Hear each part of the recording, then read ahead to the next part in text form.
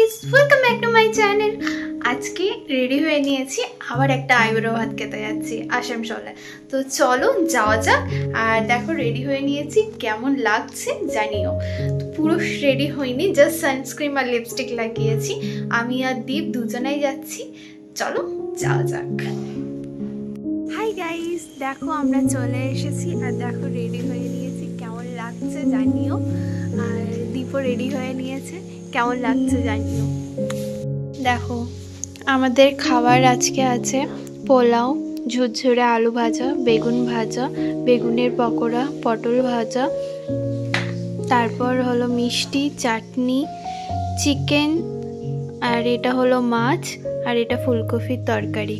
তার সাথে আসছে এখনো এটা হলো দই। আর দেখো সব চলে এসেছে, জানি না এত কিছু খেতে পারবো কিনা। এই দেখো এরপর পাপড় আসছে এখনো। আমরা খেতে বসে গেছি, এখনো মাসি রেডি হয়ে আসছে। মাসি রেডি হয়ে আসুক, তারপর খাওয়া স্টার্ট করব। আমরা রেডি হয়ে গেছি খাওয়ার জন্য।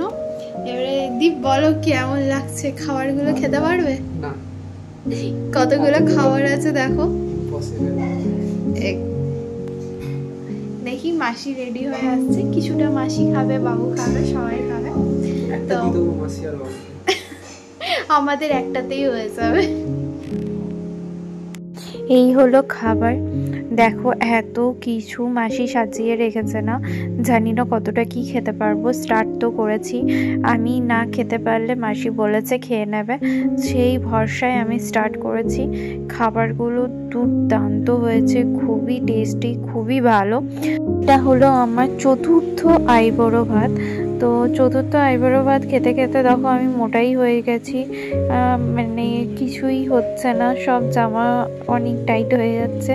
তো চলো আমিও খেতে থাকি, তোমরাও ভিডিওটা লাইক, শেয়ার অ্যান্ড সাবস্ক্রাইব করে নাও।